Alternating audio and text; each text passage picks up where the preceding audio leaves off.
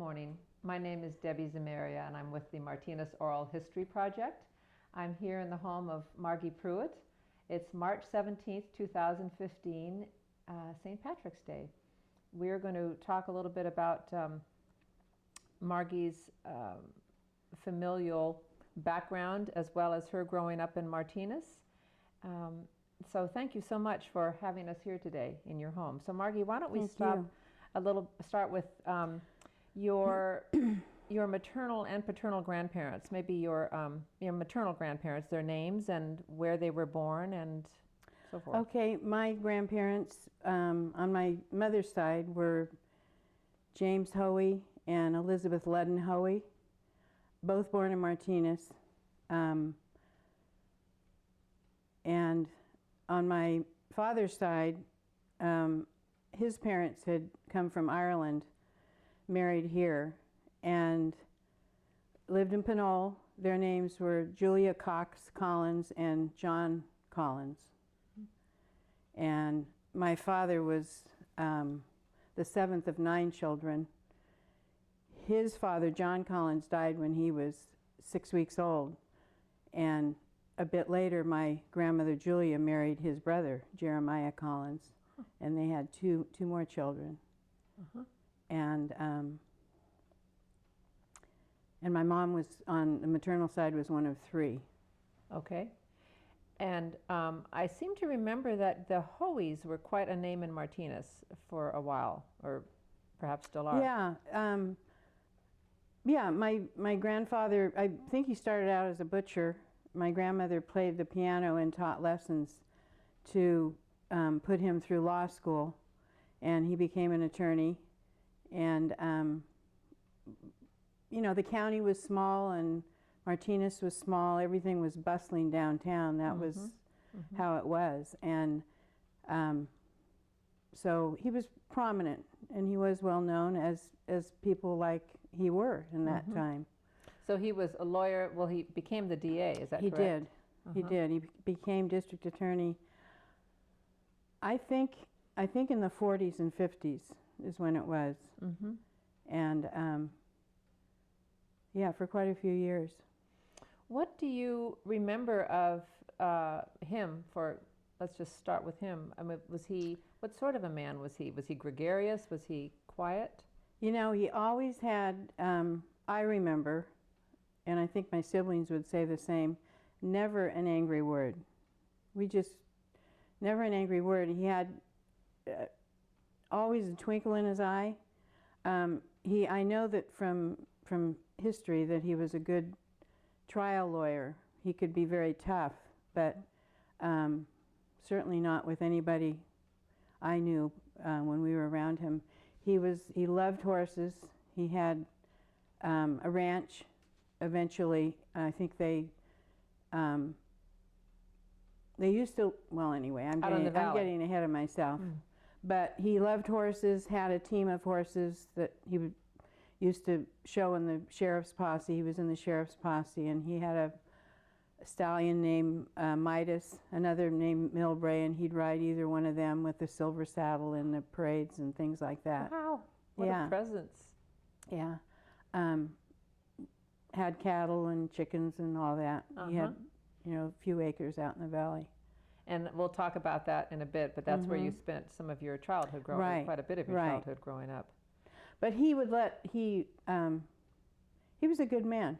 He was a good kind man. So the politics of Martinez at that time perhaps wasn't so contentious, but he, you know, because I would imagine being a DA, he would... I think it was more because there weren't as many people. Things were, you know, everyone in Richmond knew everyone in Martinez as far as politics goes, and Pittsburgh was coming in, and you know, the East County wasn't developed yet. I know that my grandfather had a practice in Pittsburgh and practice in Martinez, but it was different then. Right, and so while your grandpa's being a DA, and then I know you came out to the valley a little bit later, and your grandma, do you remember how they met? I don't know how they met. That's a good question. But they were both born in Martinez. I'll never know how they met. I won't never know that one. They were. And when they did marry, they lived on Thompson and Ferry, which I think is now Masonic and Ferry. And my grandmother, Elizabeth Ludden Hoey, her father brought the wood for the house that they lived in. It came around the Horn, and he built that house. From Ireland or from? No. It came. The wood came from the East Coast. Oh, okay. From the East Coast. Anyway, it came around the Horn, and he built the house. It's now torn down, unfortunately. But yeah. Oh, that's really neat.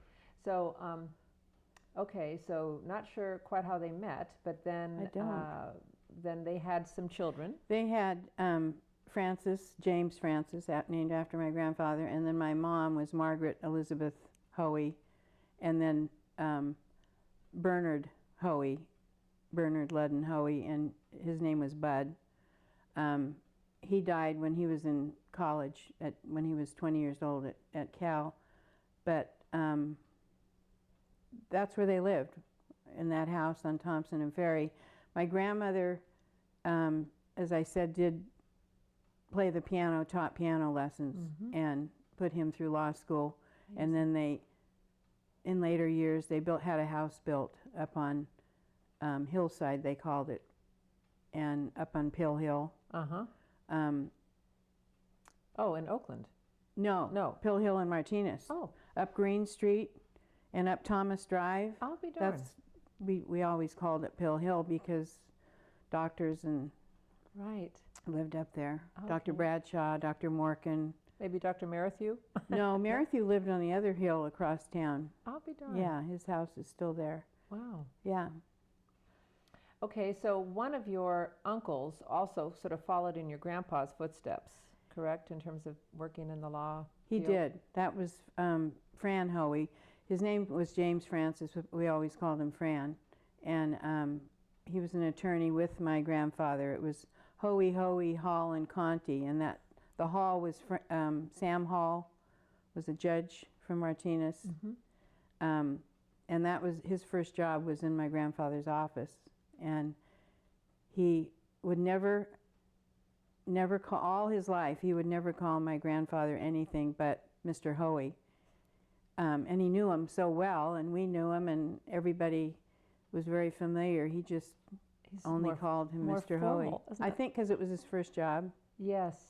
And Sam Conti also later became a judge. I don't know too much about him.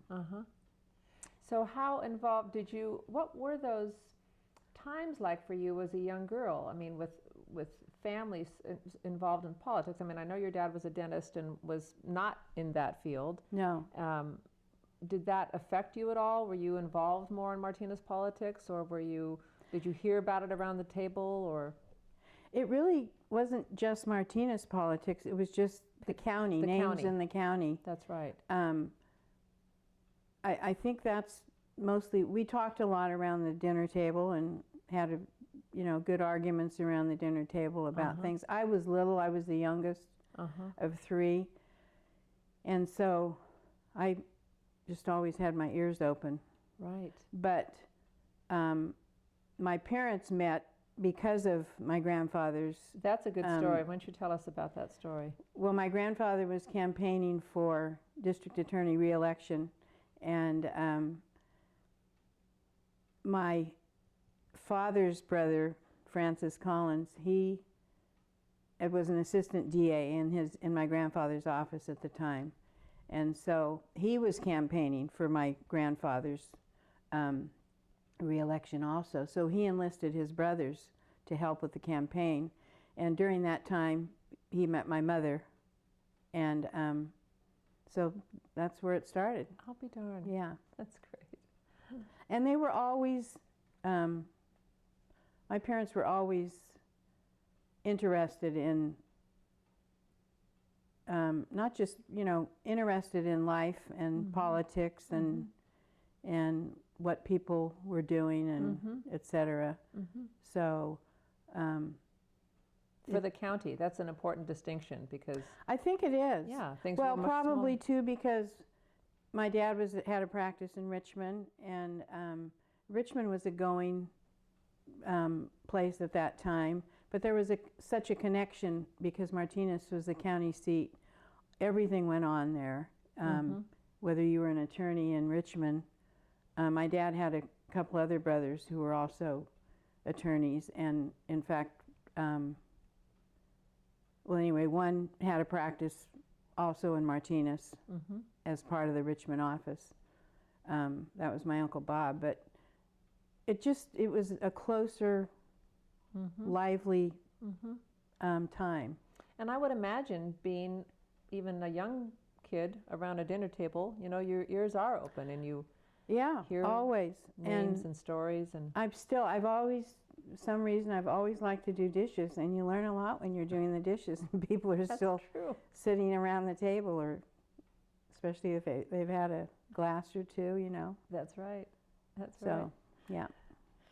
So let's talk about your parents then. So your dad was tell me his full name and when and where he was born. His name was Edward Francis Collins, and born in Pinole in the family home in 1909, and my mother was born in 1914 in Martinez at home. Dr. Merrithew delivered her. At home?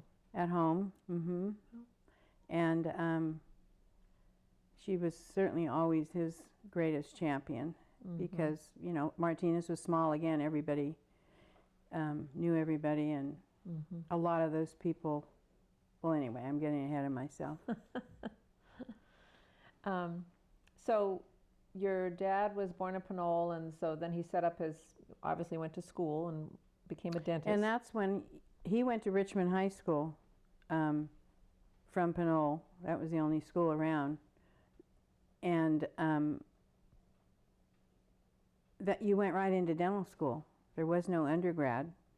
So he went into dental school after high school. Wow. Certainly took many classes through the years to keep himself abreast, but that's how it was. So I'll be darned. He had one suit because his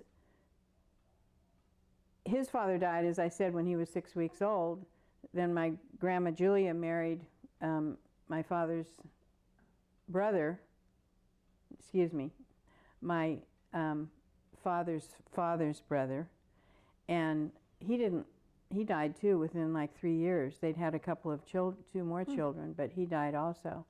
So anyway, she raised the 9 kids in essence by herself. Holy smokes. And this is in Pinole. This is in Pinole. And education was very important. I think because she came from Ireland, they didn't have anything, and all the kids were educated. They put themselves through college, and my dad had one suit that he wore for 3 years in dental school, and he appreciated clothing and always Nice. Yeah. So yeah, sounds like maybe dressing for school was something that they did, and they don't do that so much now. No, but one suit for 3 years. That's all. Okay. And where were your parents married? Well, that's kind of an involved story because my mom's younger brother Bud was. My mom had graduated from Cal, and so had her older brother Fran. Bud was, I think he was a sophomore there in 1936. He ended up with an infected appendix and died over a weekend. It was just a few days. So my grandmother had a very difficult time after he died, and so my parents wanted to get married, but they eloped, and they went to Virginia City. But on the way up,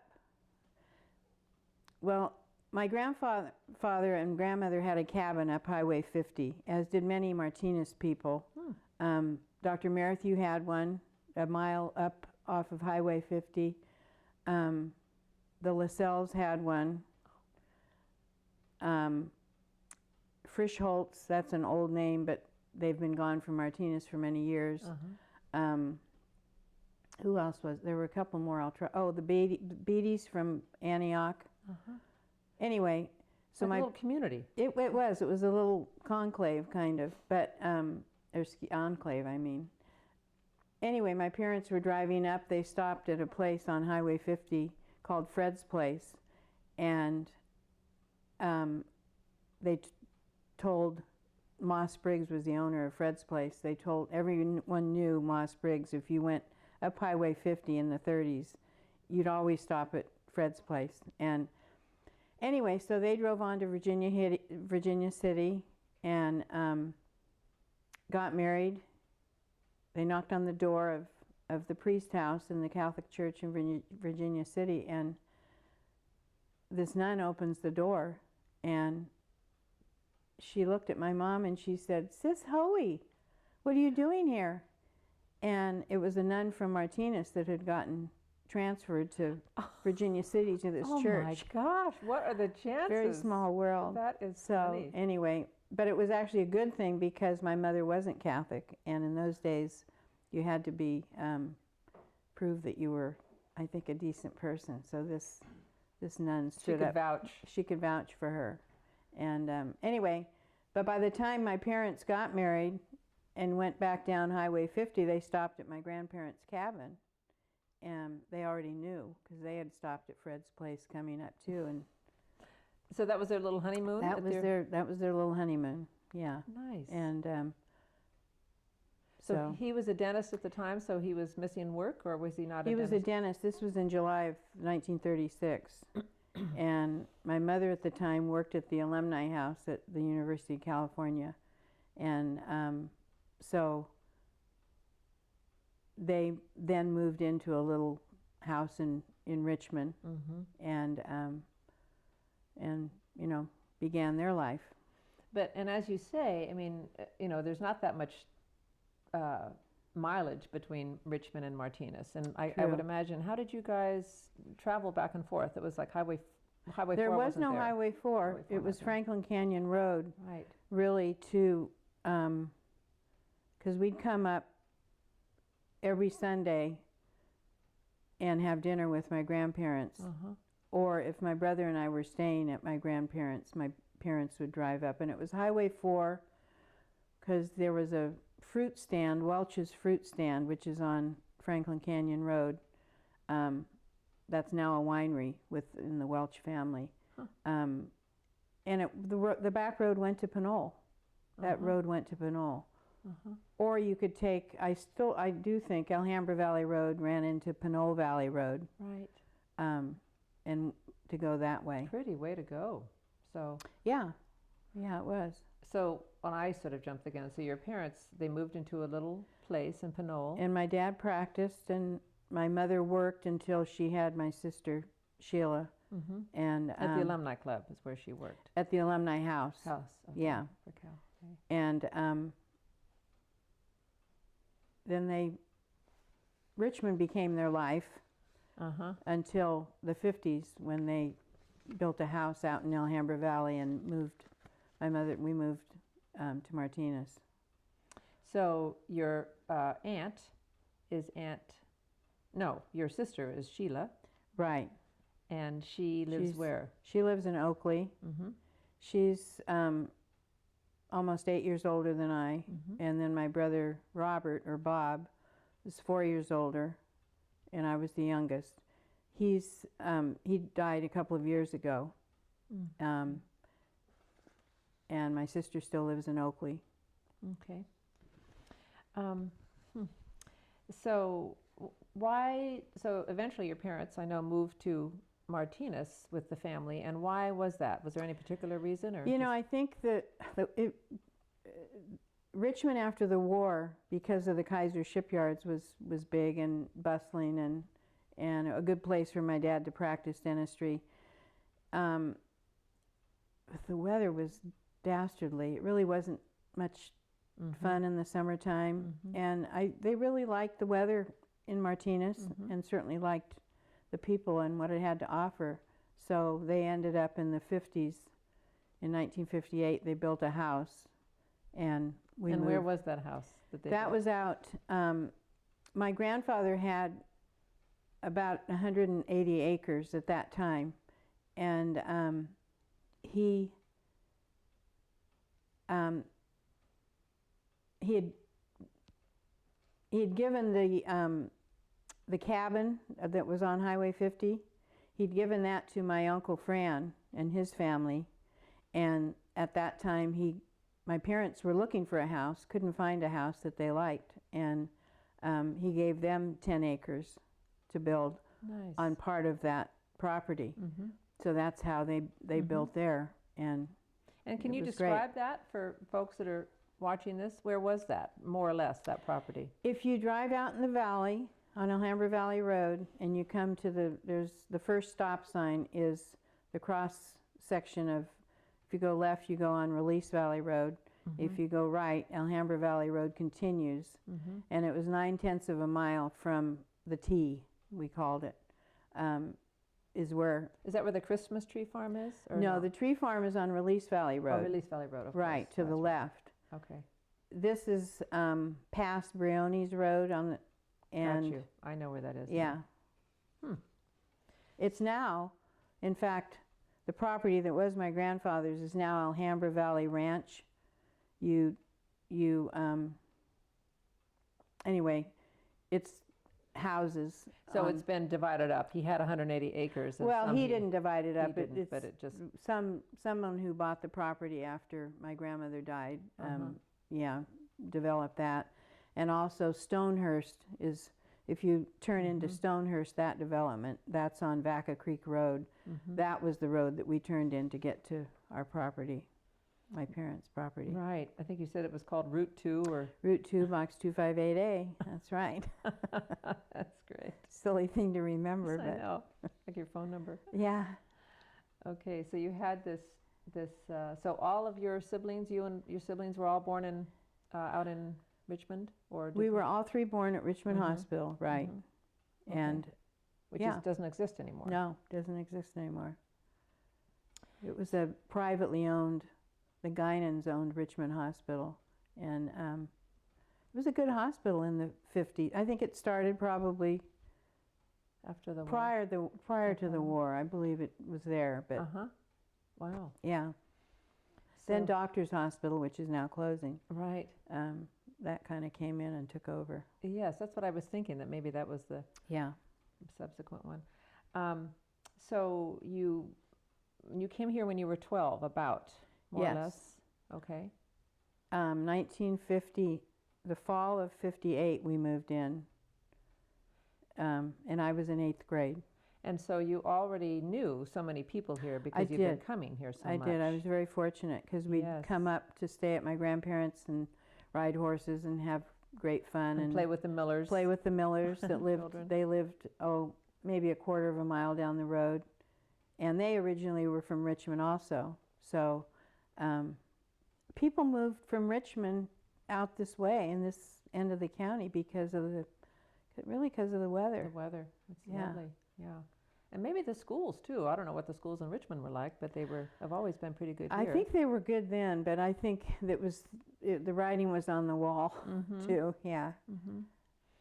So what was it like for you coming as an 8th grader? I mean, even though you knew some people, that's kind of a volatile, sensitive I could not age. wait. I felt so lucky. My gosh, I felt like my prayers were answered because at that time I'd started 7th grade at Portola, I don't know which way they pronounce it, junior high in El Cerrito, and it was huge. It was like 2,000 kids.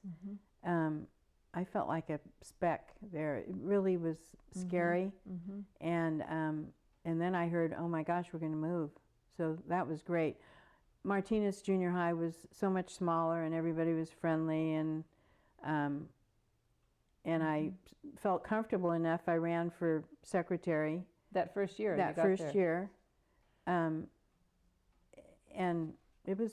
And didn't you use a slogan? I seem to remember you saying that you used a slogan that your uncle had used on his campaign. I did. After my grandfather retired from practicing law, and he had been the district attorney. My uncle Francis Collins, my dad's brother, he took over as district attorney after my grandfather, after that term ended.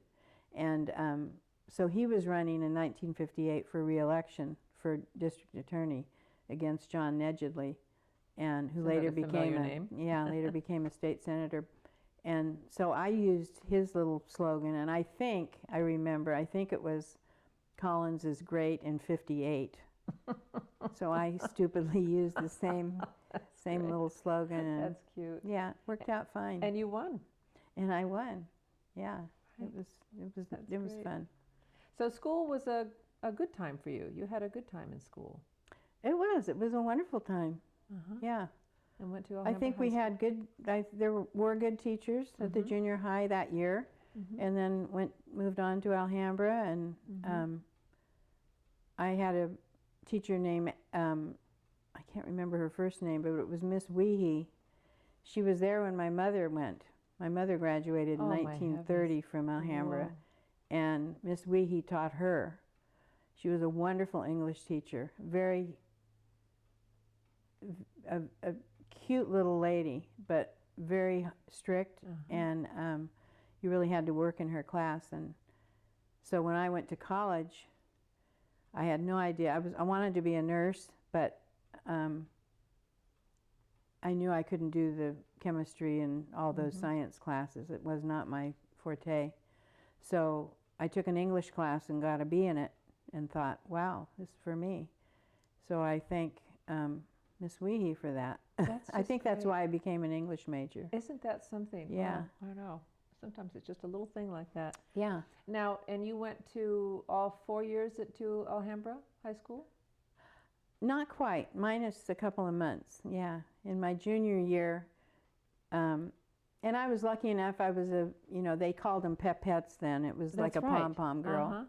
And I had become that for a couple of years, and I thought I had just the great life. I needed to, I don't know what, it was something you go through when you're a teenager, but I wanted to transfer to Holy Names High School, and so and your I parents did. Were supportive of that? They were supportive of it. It was the middle of my junior year at Alhambra, and it was in January, and so I started school the first week, and on that Friday, Gretchen Miller and I were driving, and two other girls, we used to commute to Oakland from Martinez, and anyway, we got in an accident right kind of in front of Forest Hills. We hit a car head on, and it was a rainy day. And so right in Martinez, really, you didn't make it very far. No, fortunately, because I went through the windshield and back. Gretchen hit the steering wheel, which broke her, stopped that. But the county hospital was nearby, and George Degnan was good friends of my parents and the Millers, and everybody knew George. And he was head of county hospital that time. So by the time the ambulance got us to the county, he had called this plastic surgeon in Richmond, who practiced at the Richmond hospital, and this Dr. Leaders who came. And so he took care of me. I had a facial nerve cut, and my ear was... So we were very lucky. And again, the county was small, and you picked up a phone and somebody came. Yes. And Martinez George Degnan was a very good, that name sounds familiar. Well-renowned doctor. And anyway, so Holy Names High School after that, I was in the hospital for a couple of weeks and went back to school there. I didn't know people. I had to wear a turban covering my ear, and it just was a bad time. I had headaches, so went to my parents and said, "Gosh, I mean, I hate to do it," but so they were certainly understanding, and so I went back to Alhambra and enjoyed the rest of my high school. An odd little detour. Odd little detour. Yeah. I think that's what life is. I think that's what life is. A combination of odd little detours. Yeah, isn't that something? Yeah, but I think had I not done it, I would have always thought I should, maybe. I don't know. But it was a little blip. It was a little blip. So, who did you go to school with around here? Anybody that we might recognize in terms of some of your school peers? Well, certainly the Millers. And so now Laura went to Holy Names. But she went to Holy Names, but her younger sister Gretchen was a year ahead of me, and but she went to Martinez. Well, she went to Alhambra for a while, and then went to Holy Names too. And of course George, and there were some Japanese folks out in the valley that went, the Kinoshitas and the Toriyamas.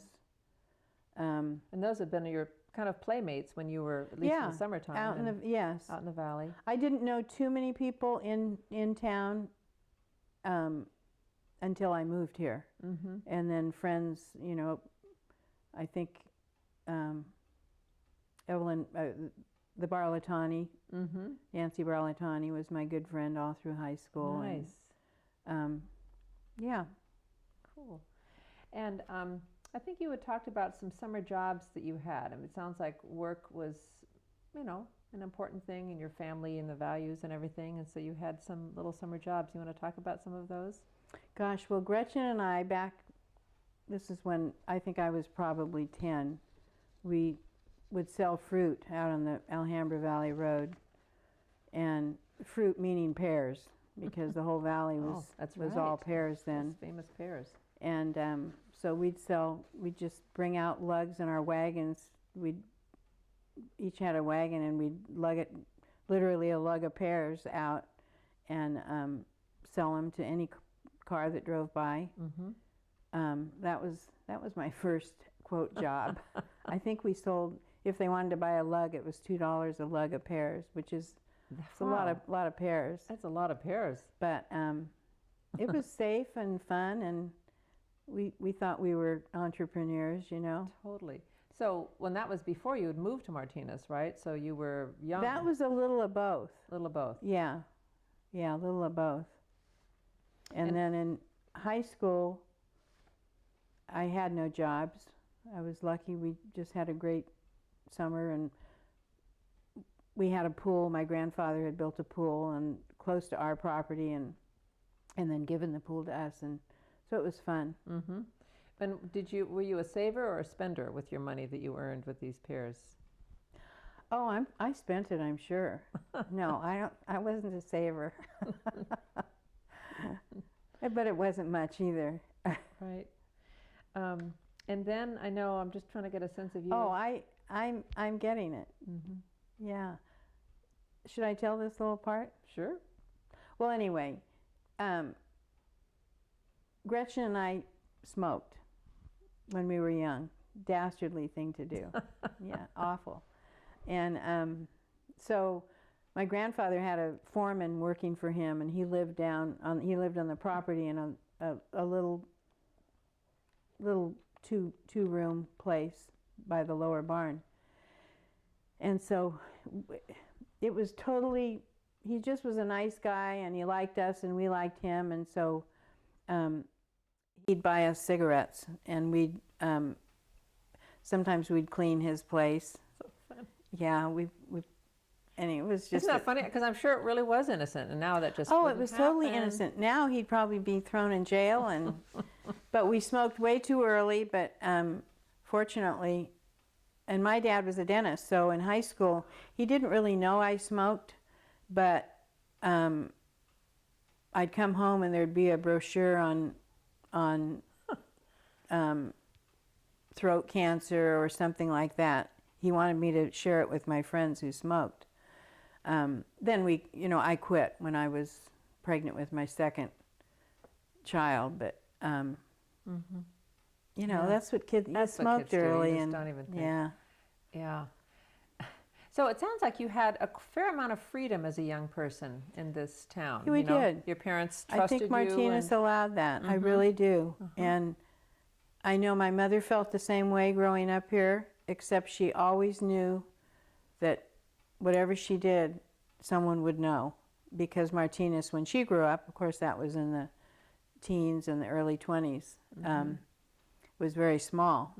But even, you know, I would leave the junior high and walk to my grandfather's office, which was known as the Sharkey Building now, at Court and Main Street. And I'd wave to people. Everybody was just, it was very safe, kind of warm place to be. Right. And even though, I mean, you know, okay, you smoked and maybe you and your friends. We were good kids, though. But you were good kids. We were good kids. You know, you didn't want to do anything to disappoint your heritage, really. Right.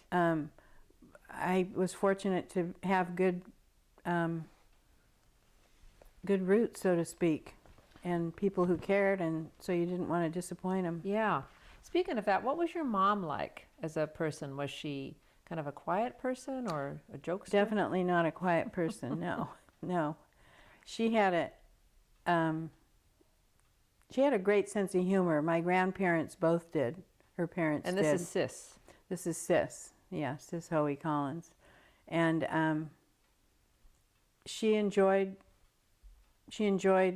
people. She enjoyed always wanted to find out things.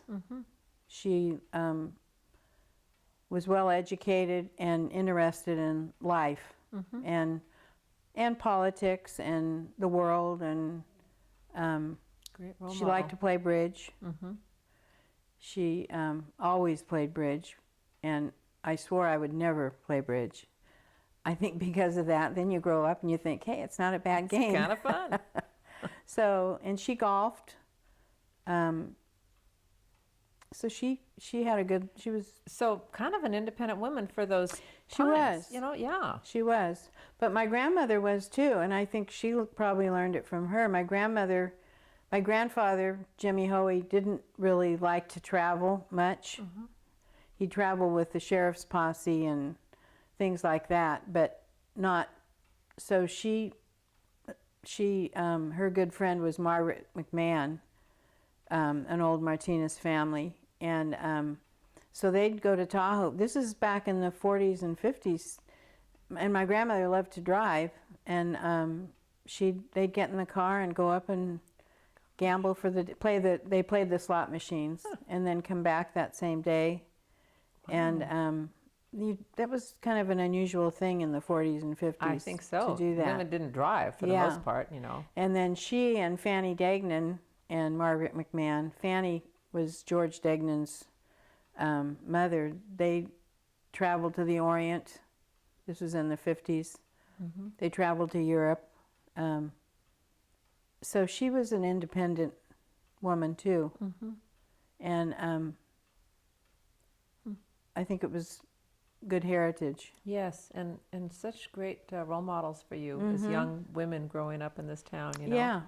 It's like, oh, that's nice. Yeah. So,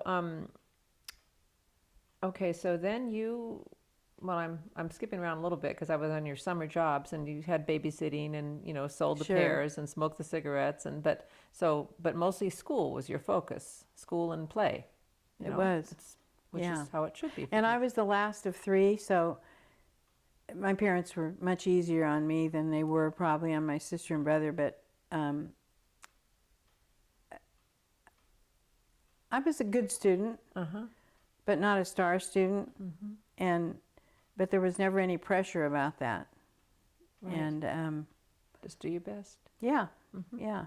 So you graduated from Alhambra High School in what year? Do you remember? 1963. And then went to? And went to Chico for 4 years. I got a degree there in English. In English. And then I went, they required a 5th year. They had just started that maybe 5 years before I went. A 5th year to get your credential. So I stayed a 5th year and got my credential so I could teach elementary school. And yeah. And it's in college, that's where you met Lou? It is. Can you describe that story? That's kind of a sweet story.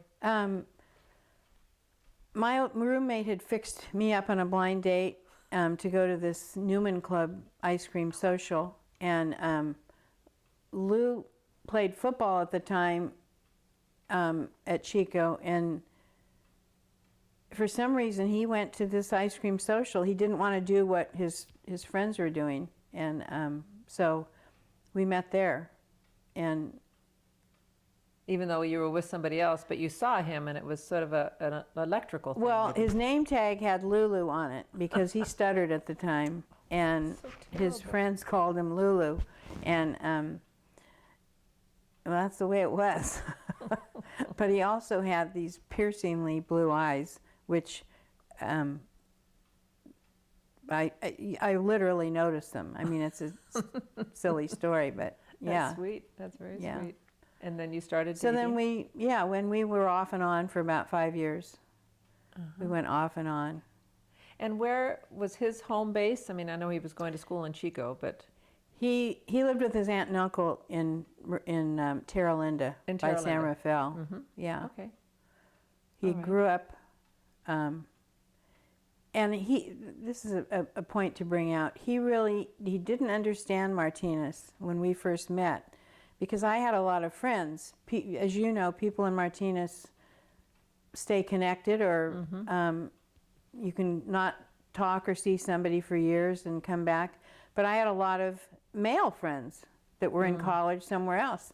So I was always in contact with them.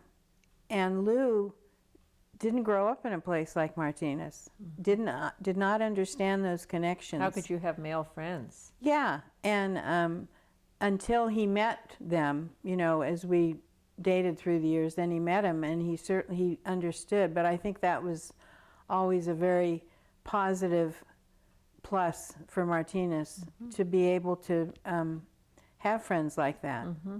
And a lot of places I didn't, you know, I took it for granted. That's right. But Lou grew up in Terra Linda, which was kind of a new haven, offshoot of San Rafael. And in fact, his graduating class was the first from Terra Linda High School. It was a brand new high school. Brand new. Yeah, so that was a point I really haven't thought about before we're speaking today, but Martinez friends. So that was a really nice eye-opener for him. That's nice. So you met in '64, and then you married? We married in '69. Yeah, I had taught a couple of years, and then we got married. Here in Martinez? Did you marry here? We married at St. Catherine's. Yeah, we did. Monsignor Dean's at the time, and then I continued teaching in Concord. We lived in Walnut Creek, and Lou at that time worked for Beacons Moving and Storage. Oh, and that's right. He had bought that from. He didn't. He worked at Beacons. Yeah. Out of he was expecting to get drafted after he lost his status. This was during Vietnam, and he ended up as a lifeguard in Piedmont just until he got drafted. But he was trying to go into the Air Force and Navy Air. But anyway, he was colorblind, so I'll be darned. He didn't go. He'd worked at Beacons in the summers, so he ended up working for them in the operations part. He in the summer, in college, he would be a mover. But this was in the office once he kind of grew up and graduated from college. Then, and an opportunity came during that time.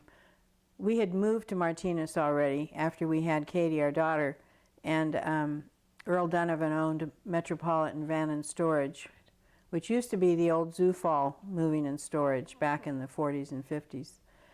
And so we hawked our lives, and he bought the moving business and had that for 20 years. Does that still exist, at Metropolitan Van and Storage? And he sold it to a young fellow. Well, he wasn't young when we sold it, but he started out as a mechanic, and he bought the business from Lou, and I think he has 5 warehouses now.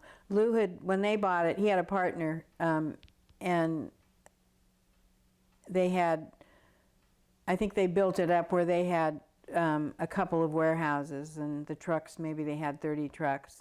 Well, this fellow, he's just a anyway, yes, it's still going, it's successful, and they have an office in Martinez and Benicia. And Earl Donovan had started it initially? Or no, Earl didn't start it. He bought it from somebody else. He bought it from Zufall. Oh, okay.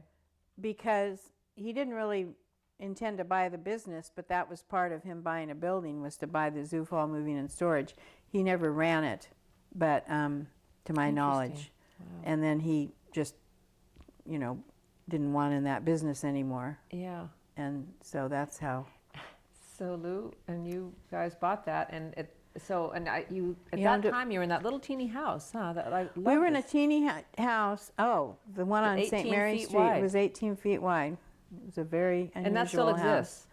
It still exists. I have to go up and take a look at that. You should. Don't blink though, or you'll miss it on the way up. 18 feet wide. Yeah, it's a very unattractive house, but it was affordable at the time. I think we bought it for $24,000, and that was so much money then. And a lot of steps. Didn't it have a lot of steps? It did. It had no bathroom. The downstairs, you walked into the kitchen and a living room, and a 1-car garage there was. And then upstairs was 3 bedrooms and 2 baths. But it was kind of like a cabin, so we liked that feel, and right. worked well until then. But you were pregnant and had to navigate these steps. Yeah, and I had C-sections, so it wasn't convenient to have no bathroom downstairs, because I wanted to be social, you know. But then I got pregnant with Kevin, and he was born in that house also. But then when he was a year old, we moved out. But actually, where was he born, in Merrithew, or no? No, he was born at John Muir. At John Muir, okay. Yeah. No, Merrithew wasn't over there. Yeah, both kids were. And then we moved to right across from the tree farm out on Release Valley Road. Right. Yeah. Tell me the names of your children. So you had the... Katie is in her 40s, and she lives in Massachusetts. And Kevin is... Does he have a middle name? Patrick. Kevin Patrick, yeah. It's a fine Irish name. Yeah. And he's going to be, gosh, he's going to be 38 next month. Darn. Yeah. Do they know, do your children know a lot of your stories that you're talking about today? Oh, gosh, yes. Okay. Oh, yeah. So that's nice. So you've shared that with them. And when Katie was out here a few weeks ago with her children from Massachusetts, they've had such an awful winter. We had just gone down to the historical event that was showing Angelo Costanza's. Oh, Martinez Memories, right. Martinez Memories, showing his video and my mom's, because Tom Grudy had interviewed her. So we saw it with the kids. So now because they never remembered my mother. Right. But that's such a nice thing about what you're doing and what you and Tom do. Oh, thank you. It's fun to kind of continue those stories. Why was your mom interviewed by Tom Grudy? She was pretty social and out in she was a socialite. Going, sort of, she was involved in a lot of things. A lot of things. Yeah. Oh, that's so cool. Yeah, it's a good interview. You should see it sometime. Yes, I know. I'll need to look at that. That's great. But it was nice that the kids could get to know her. Yes. They weren't old enough to know her. Right. So. Oh my heavens. So okay, so you've had babies, and then tell me about the house out in Alhambra Valley. So you were in this little 18-foot wide house, and you did it, and it wasn't perfect. And then we hawked our lives again to get the house on Release Valley Road in Alhambra Valley. It was across from the tree farm, and I grew up out there and didn't even know this house was there. It was all shrouded in growth and things. So we moved in there and lived there for 30 years, and added on and changed. It still exists. What was the address there? Yeah, it's 2676 Release Valley Road. And so your kids, wow, what a wonderful thing. Your kids lived across from the tree farm. Yeah. Did they work there sometimes, or? They did. It was Pete Jones, who lives downtown, ran the tree farm on the Griffin property. Tom Griffin owned that property. And so he would employ high school kids every season to earn some money, and it was a great thing for all the high school kids. Really? Always looked forward to it. Smells good. It does, yeah. Smells really good. It's kind of a seasonal thing for you guys, huh? Yeah, and we enjoy Christmas and etc. Our neighbors used to block off all their property. Yeah, I know. It wasn't their cup of tea. So what was the community like for you in raising your children out here? Was that, I mean, it was fairly easy, and you knew people, or were you an active mom in their school lives? Yeah, or? and I think, you know, when you have children and you get involved in PTA and various things that are going on, and when you're young, I think that's how you meet a lot of people. And our kids went to John Sweat elementary school in the Valley, and then the junior high and high school. And it was a wonderful place to raise our kids. Yeah. And they appreciated it too. I bet they did. Another, you know, that feeling of safety sort of Yeah. continues. Yeah. And you used to, and then you were still involved with Alhambra High School, because you would give like parties for the alumni? Well, or my no, what was husband, Blue, he had the moving business for 20 years. He had a degree in biology, always wanted to teach, but again, it was Vietnam, and things were kind of unsettled. So deregulation had occurred in the trucking business, and he was wanting to get out. It wasn't enjoyable for him anymore. So he went to St. Mary's College and got a credential for a year, and then got a job at Alhambra teaching biology and AP biology. Cool. So we used to host the end of the year teacher parties at our house on Release Valley. Nice. Yeah. Nice party We had a house, big I bet. backyard, and it was, yeah. And nice and warm at that time. Yeah. We Oh, had a that's lot of cool. fun. That's very cool. So did you belong to PTA at that time? Or? Oh, yeah. All through the years. Okay. Yeah. And so now you were working, or were you a stay-at-home You know, mom? I taught, 'Cause I I know later you worked. substituted for a few years in Martinez and my old school, and then our kids got busier, and so I became a home hospital teacher for Martinez schools. I don't think all districts offer that, but Martinez did. So if a child was, when I started, it was kids who had mononucleosis or a broken hip or whatever. Right. And then the last 10 years probably, I did it for about 25 years. It was troubled kids who were expelled for whatever reason, or suicidal, or cutters, or doing drugs or whatever. I had one who sold his father's diabetes medicine at the junior high, so he was expelled. He's turned out to be a good kid, but it was a funny thing to sell. Really? Yeah. Okay. But I could be home with my children when doing that, because I could set my own hour. I would go to those kids' homes For an hour or two. for an hour, just an hour a day.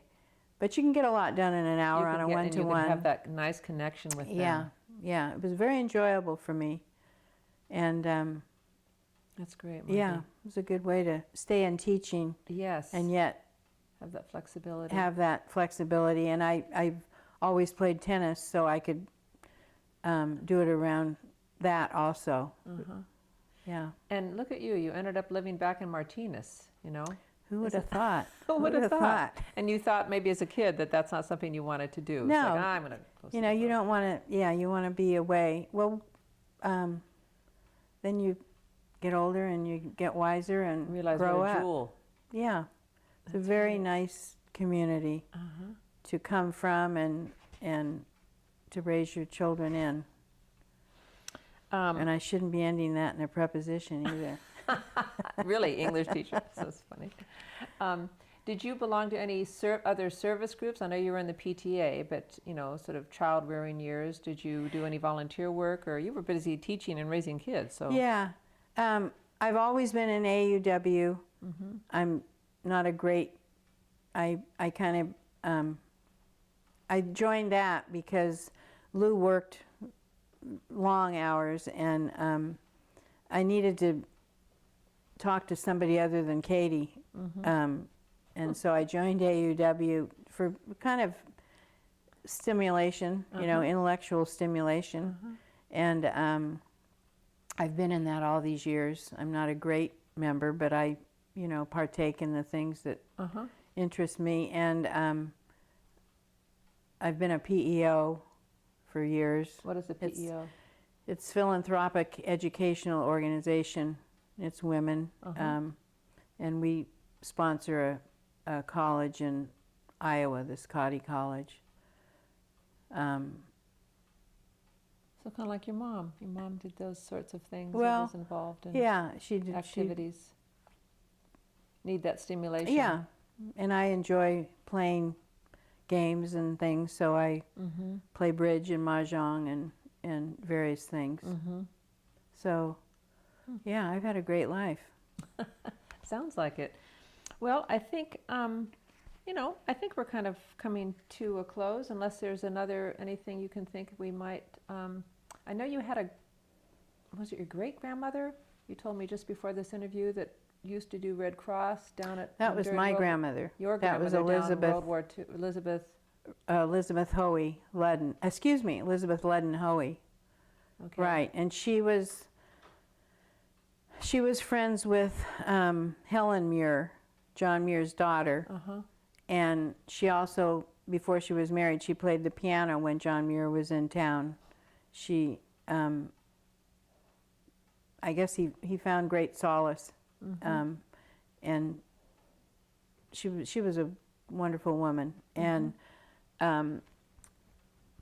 yes, when the trains would come through during the war, she had, in fact, up in that little shadow box, I've got her Red Cross stuff, her pins and things, but they would do bandaging and things like that, welcome the troops in.